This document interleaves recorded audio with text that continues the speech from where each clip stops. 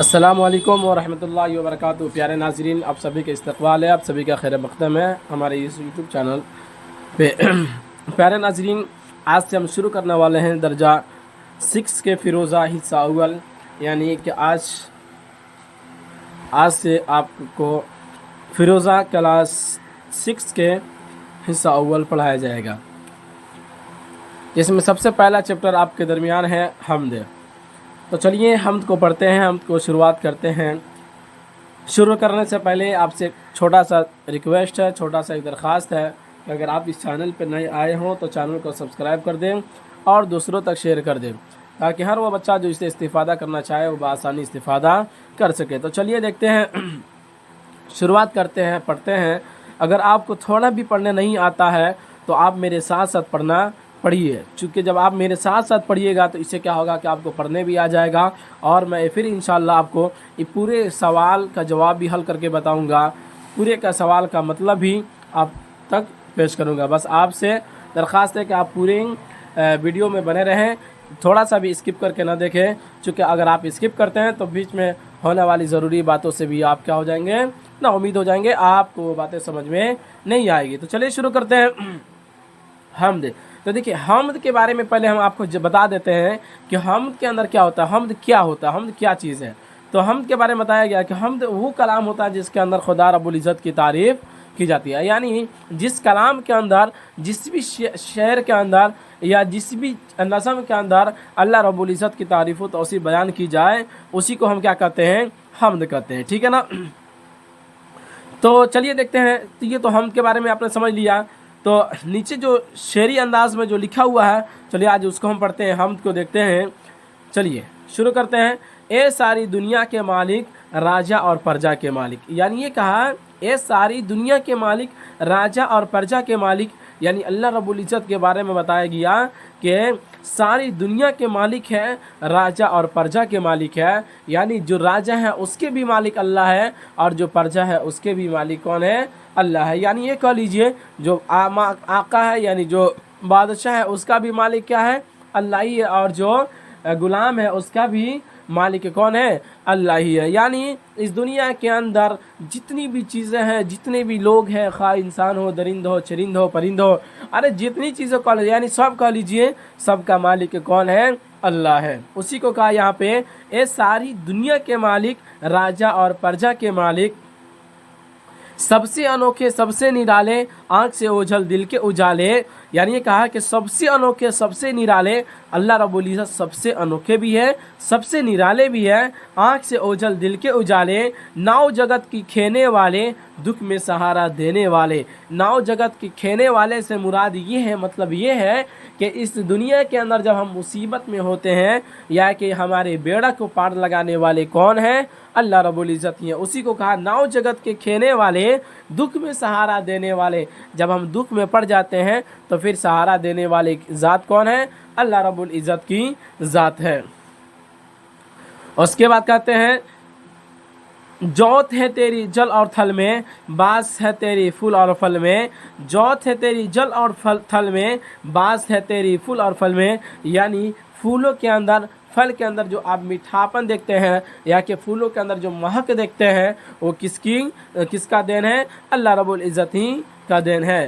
ہر دل میں ہے تیرا بسیرا، تو پاس اور گھر دور ہے تیرا، یعنی کہا گیا اس شعر کے اندر کہ ہر دل میں ہے تیرا بسیرا، یعنی ہر دل کے اندر تو بس رہا ہے، ہر دل کے اندر تیرا بسیرا ہے، تو پاس ہے اور گھر دور ہے تیرا، یعنی کہ اللہ رب العزت بہت ہمارے قریب ہے۔ یعنی کہا گیا ہے کہ انسان کے اندر، یعنی گردن کے پاس ایک شہ رگ ہوتا ہے، جس کو ایک نس ہے جس کا نام ہے شہ رگ، اس کے بارے میں بتایا گیا کہ اس نس سے بھی قریب اللہ رب العزت ہے، ٹھیک ہے نا۔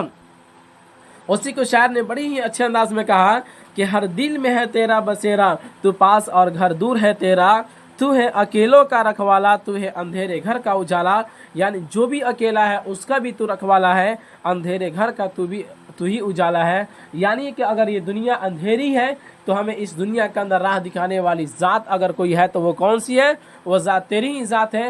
اندھیروں کے اندر اجالا دکھانے والا بھی تیری ذات ہے، اور आगे देखते हैं, बेआसों की आस तू ही है, जागते सोते पास तू ही है। बेआसों की आस का मतलब ये हुआ, यानी बहुत सारे लोग इस दुनिया के अंदर बेउम्मीद हो जाते हैं, ना उम्मीद हो जाते हैं। तो मैं आपको बता दूं कि अल्लाह रब्बुल इज़्ज़त की ज़ात ऐसी है कि इंसान को अल्लाह रब्बुल इज़्ज़त की ज़ात से नाउम्मीद नहीं होनी चाहिए। चूँकि आप खुद गौर करेंगे अपनी ज़िंदगी के अंदर तो आपको देखने को मिलेगा कि वो बंदा जो अल्लाह रब्बुल इज़्ज़त की नाफरमानी करता है वो भी अल्लाह उसको भी खिलाते हैं, और जो फरमाबरदारी करता है उसको भी खिलाते हैं। तो ऐसा नहीं है कि जो नाफरमानी करता है अल्लाह रब्बुल इज़्ज़त उसकी रोज़ी रोटी बंद कर देता है, नहीं, उसको भी खिलाते हैं। तो मालिक और मेरा खालिक मेरा अल्लाह ऐसा है कि जो मांगता है उसे भी देते हैं, जो नहीं मांगता उसे भी देते हैं, जो उसकी इताअत करता है फरमाबरदारी करता है उसको भी देते हैं, जो उसकी इताअत फरमाबरदारी नहीं करता उसको भी देते हैं। तो क्या समझ में आया? बेआसों की आस तू ही है, यानी हर नाउमीदों की उम्मीद एक तू ही है, जागते सोते पास तू ही है, सोच में दिल बहलाने वाला, विपता में याद आने वाला। यानी जब हम सोच में हैं, डूबे हुए तन्हाई में हैं, तो तेरे ही नाम लेकर हमारा दिल बहलेगा। चूँकि कुरान करीम के अंदर भी एक आयत है कि अला बिज़िक्रिल्लाहि तत्मइन्नुल क़ुलूब, कि अल्लाह के ज़िक्र ही से क्या होता है, दिलों को इत्मीनान मिलता है। तो तन्हाई के अंदर भी जब आप अल्लाह रब्बुल इज़्ज़त का ज़िक्र करेंगे तो उस वक्त आपको एहसास होगा। उसी को यहाँ पे शायर ने अच्छे अंदाज में कहा कि सोच में दिल बहलाने वाला, यानी कि अगर हम तेरा नाम सोचें ना तो उससे क्या होगा, हमारा दिल बहल जाएगा, हमारा दिल भी बहलाने वाला तू ही है।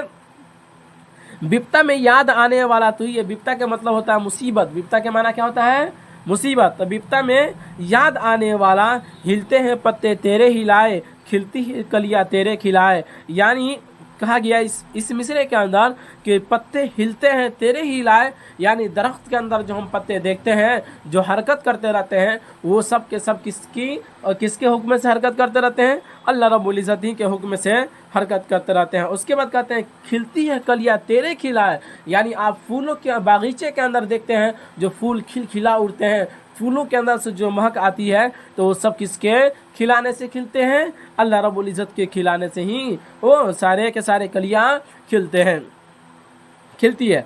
उसके बाद अगला मिसरा है, तू ही डबोए तू ही तराए, तू ही बेड़ा पार लगाए, तू ही डबोए तू ही पार लगाए। का मतलब ये हुआ कि अल्लाह रब्बुल इज़्ज़त ही की ज़ात ऐसी है जो हमें इस दुनिया के अंदर भी इज़्ज़त बख्श सकता है और ज़िंदा रख सकता है।